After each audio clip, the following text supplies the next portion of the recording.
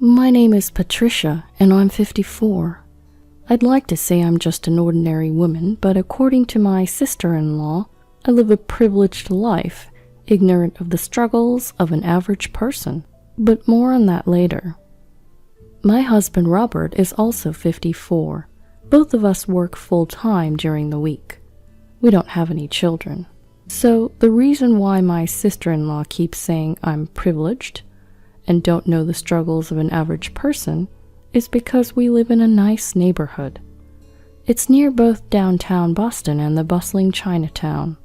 And of course, it's within walking distance to the local subway station. My grandfather built a house on his land which my parents inherited, and when they passed away, my husband and I gave up our apartment and moved in. Now this sister-in-law who keeps calling me privileged is 46, 8 years younger than me. She often visits our place. Leaving her husband and their 12-year-old child at home, she travels 2 hours from her home to visit us, at least once every 3 months over the weekend. She seems to love downtown Boston. My sister-in-law is 8 years younger than her brother. Robert was in elementary school when she was born, and he says she was a tiny, adorable baby. Apparently, his parents spoiled her as she was a child born late in their life. But no matter what, I just couldn't bring myself to like my sister-in-law. It's nice, isn't it, growing up without any struggles in a place like this? She'd say in a sarcastic tone. Her favorite phrase is, I was born in the countryside where there's nowhere fun to go, while a princess like you must have grown up all snug and warm without knowing such struggles. It's pretty clear she's not fond of me. Despite this, she likes downtown and Chinatown and keeps visiting us. And of course, she always arrives empty-handed. Her reasoning? Even if I brought a gift from the countryside, you'd just make fun of it. She'd arrive empty-handed and go on about how it's nice to be so close to downtown and Chinatown. You must live a life without any struggles. You can live without a car. Us country folks can't live without a car, so gas costs us a lot of money. When I'd reply, but the area you live is nice too, right? I love it. The air is fresh and the people are kind. She'd retort, What's that, sarcasm? You live in a city where you have anything you need within walking distance and good public transportation. If I said, I don't really go out that much, I'm working during the day, she'd respond, What you really want to say is, of course, I live by all the major tourist spots unlike you, right? It makes me want to ask who the sarcastic one is here. Her words can be a bit harsh, so I've expressed my discontent to Robert before. But he dismissed it, saying, Oh, my sister's just outspoken. She's very straightforward. Now, amidst all this, I heard that my sister-in-law is planning to build a house. Then, during one of her visits, I asked, Oh, where? To which she responded, Obviously near my current place, Patricia. Unlike you, I had to buy the land. I wasn't born with any property to inherit like you, so there's no way I could afford such a nice area. Must be nice being rich. By this point, I was genuinely frustrated, so I asked, Well, can you tell me how I should have phrased it so I wouldn't have come off as offensive? She just laughed and said, How about you stay quiet? Everything you say sounds offensive anyway. I was left with no choice but to stay silent. From then on, I was completely left out of the conversations. Ever since then, she visits, but doesn't say a word to me. But she still comes, and even more often than before. And that's because Robert allows it. I asked Robert, Hey, isn't it strange that your sister comes over and ignores me? She uses our bathroom and eats our food, and she still ignores me. He just said, Patricia, I told you she's straightforward. You don't have to talk to her either. She leaves her husband and child at home when she visits us, so we wouldn't have to keep them company as well. It means you don't have to care for her either. But still, one day she went out to Chinatown, came back, used the bathroom, and went to bed, all without saying a word. The next morning she ate the breakfast I had prepared, but didn't even thank me and left. Since when did our place turn into an inn? Am I a cook, a maid, and a hotel manager? I feel like we should be charging her for a season pass at this point. 3 months later, she visited us again. Today, she's planning to explore the town. But that evening, she spent a long time talking with Robert. She stayed the night and left the next day. But Robert was excited and showed me a bunch of pictures. Hey, look at this. It's the house my sister built. Oh, her house is all built now. You're going to love this. He showed me a picture of a pristine white building. Indeed, it looked newly built and was very pretty. Isn't this amazing? Robert enthusiastically showed me another picture. I tilted my head.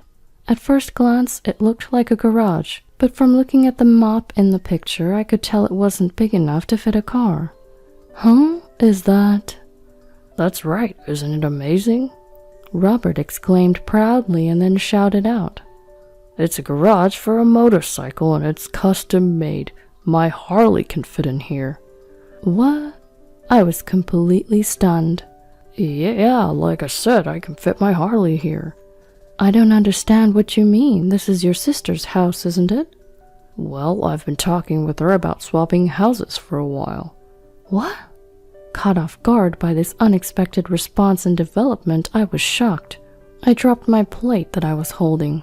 She's been saying that she likes this house's location for a while now, and I was saying that I don't like how old this house is since it's been passed down from your family for generations. Then she says, Well, how about I build a new house here and we swap houses?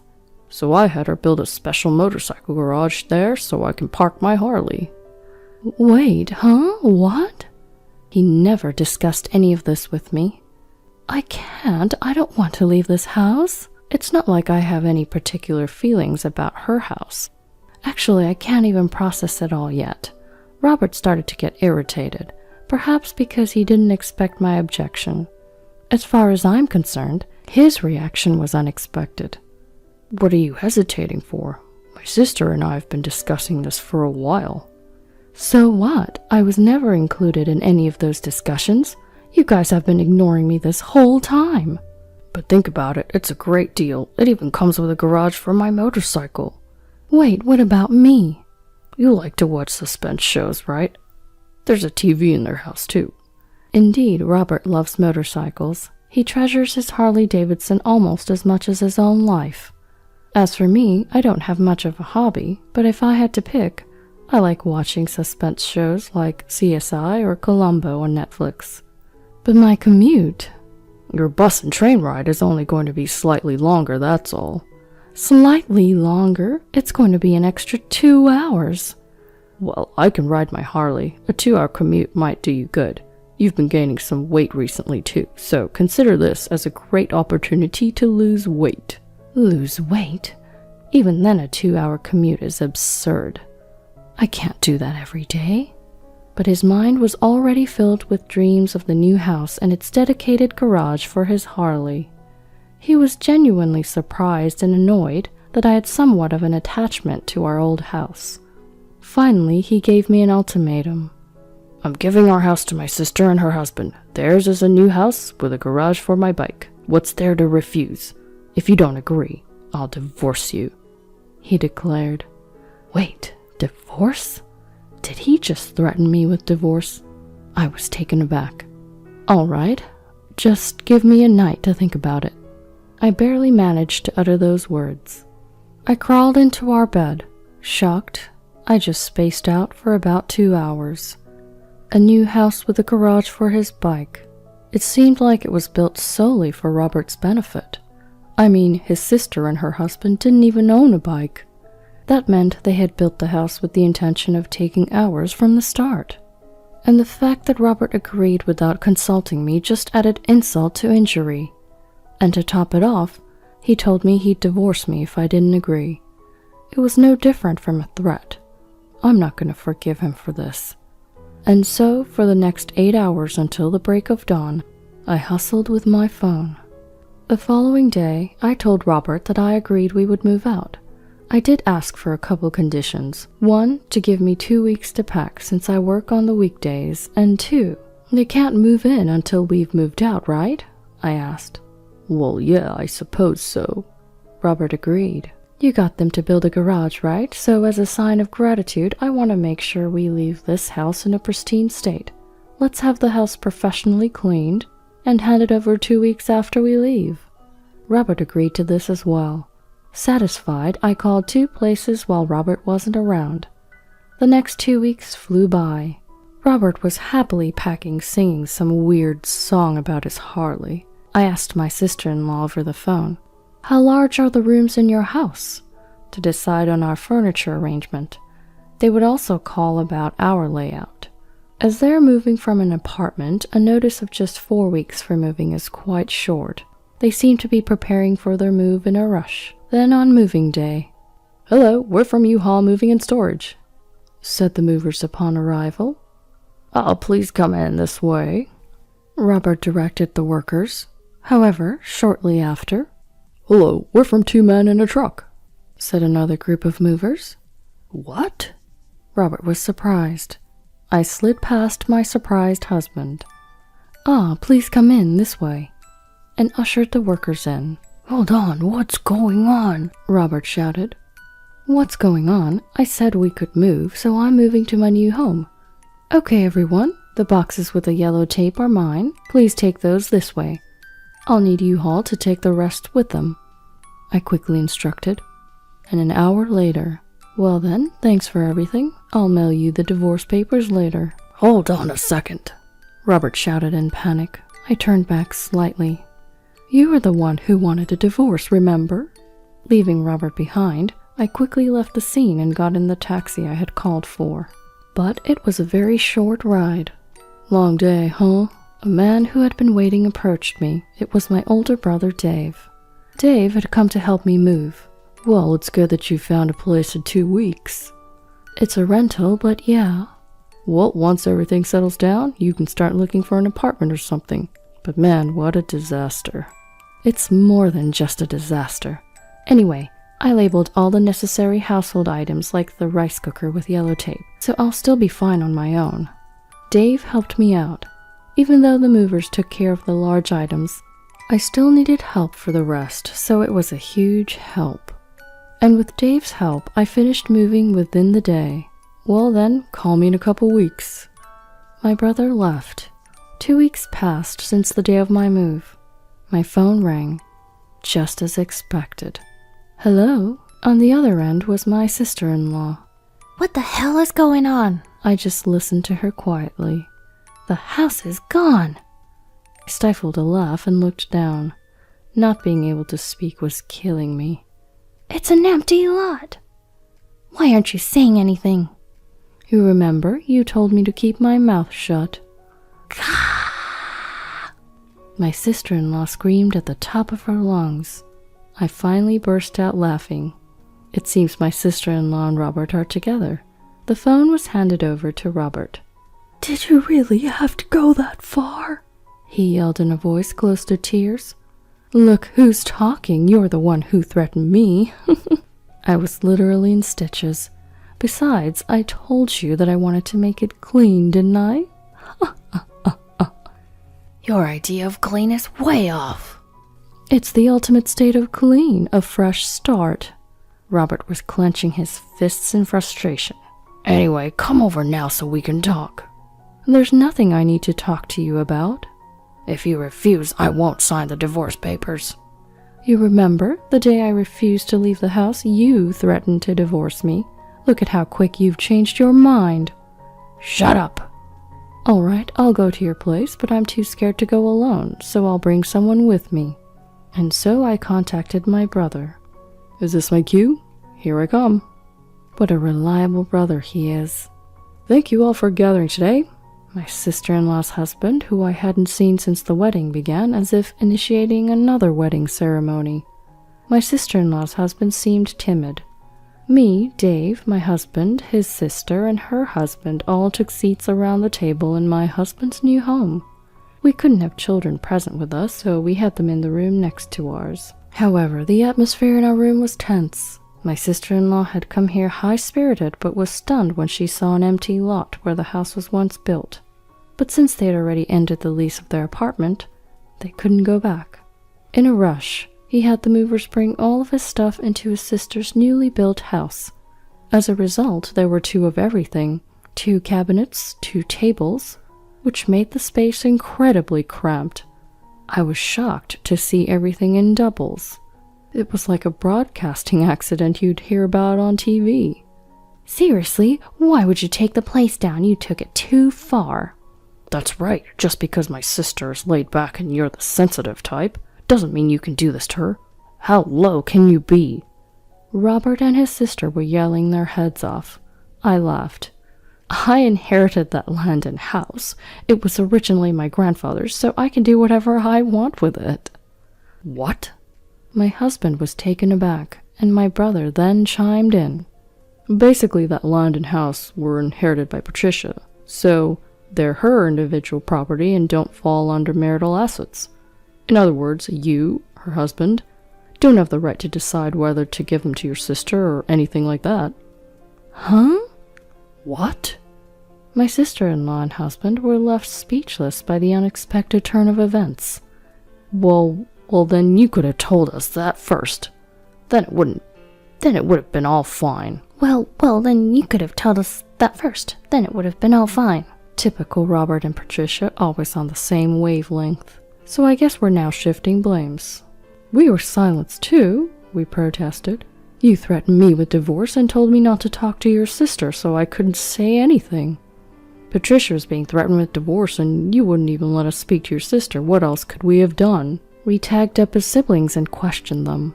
So I decided to sell the property. The house was too big for me to live by myself anyway.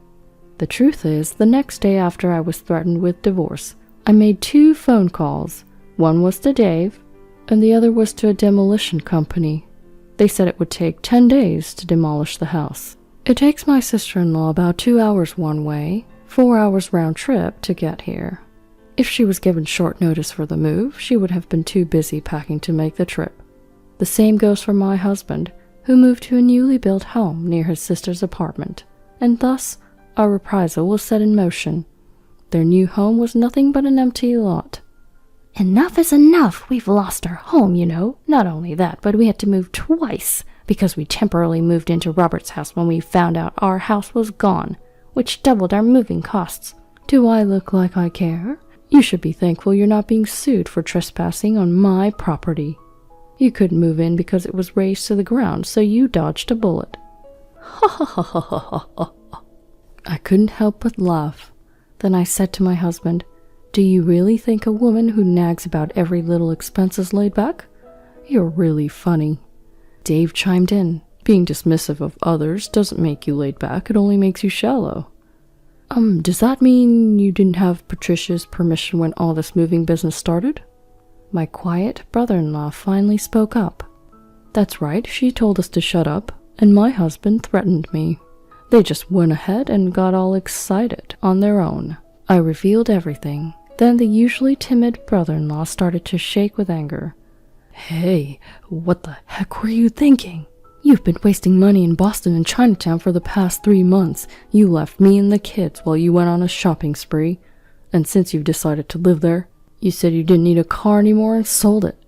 We can't live without a car here, but this house only has a motorcycle garage. Do you not realize how you screwed everyone in your family? Well, what's gotten into you? My sister-in-law was clearly shaken. I suppose she had never seen him this angry before. Patricia, my brother-in-law, continued. This one here, she told me, I'm going to take my brother's house and move. If you disagree, I'll divorce you. What? It's surprising how much brothers and sisters can think alike. I was genuinely about to burst into laughter. I knew my stomach was going to be all sore tomorrow from laughing too much. But since I'm a software engineer who can work from anywhere, and I thought it would be sad for the kids if their mom wasn't around, I agreed to her demand. But now that things have come down to this, I realized how my wife's selfishness could hurt my whole family. Besides, what you said earlier about Robert's statement, that woke me up finally. He then took a deep breath and looking at his wife said, You threatened me. And finally he said, Well, it's over for us too. I will protect and raise the kids. I'll go along with your threat as if it were a proposition. Well, now it's my turn. Looking at my husband, I also delivered the final blow. Robert, I'll also accept your demand as a proposition. We are truly finished now. Goodbye. Oh, hold on. If I lose the house, that means the situation has changed, right? Exactly. The situation has changed, so it's not fair to cut us off like this. The siblings both started shouting. I just brushed them off with my brother-in-law. You guys created this ridiculous situation, got all excited, and now you're just back to where you started, said my sister-in-law's husband. After that, my sister-in-law's husband and I each hired a lawyer, and each pursued a mediated divorce. The newly built house that my sister-in-law had built was apparently going to go to her husband, along with custody of the kids. My sister-in-law, who was a spendthrift and always out and about, always left the kids' care to her husband, even on weekends, and her kids indeed felt distant and lonely. But now that they're living with just their father, they said they're happier now, since they know their father will always be there for them. The new house ended up belonging to my sister-in-law's ex-husband, because my sister-in-law didn't have enough income to make the mortgage payments. The fact that she was able to squander money in Boston every 3 months, despite having no income, was astonishing. In the end, her splurging habit didn't change, and I heard she was buried in debt. The motorcycle garage was going to be torn down to be converted into a parking lot. My ex-husband, who had also been working all this while, found that he couldn't afford to invest in a Harley once he was kicked out of my house. He lost a significant amount of property in the divorce and had to let go of his Harley. Losing his Harley and his hobby, he vented his frustrations on the lawyer and ended up drowning his sorrows in alcohol. I turned the vacant lot where my house used to be into a parking lot. It's close to Boston and Chinatown, so I was able to charge a high price for parking, and that became a steady income. With that as my starting capital, I ended up buying an apartment. It's a 1-bedroom apartment, but it's quite cozy. I sat in front of the big screen TV with a smirk on my face. My favorite show, CSI, Crime Scene Investigation, is on. Here's my moment to watch it with a beer in hand, uninterrupted. It feels amazing. I took a bath and I have the ultimate combo. No makeup, pajamas, beer, big screen, CSI. I've got my nuts and snacks, and I'm sinking into the couch as I press the power button on the remote.